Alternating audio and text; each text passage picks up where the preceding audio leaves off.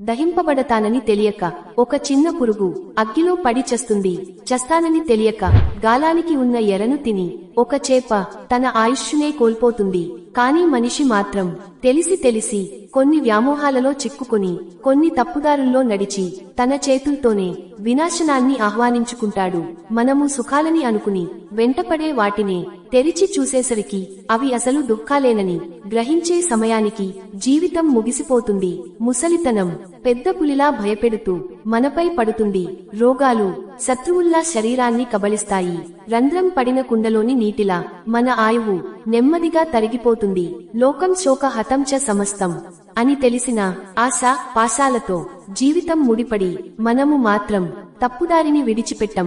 కోరికలు తీరుతున్న కొద్దీ ఇంకా అనుభవించాలి, పొందాలి అనే తృష్ణ పెరుగుతూనే ఉంటుంది. కానీ ఆ తృష్ణను పారద్రోలగలిగిన నాడే మానవుడు నిత్యానందాన్ని అనుభవిస్తాడు.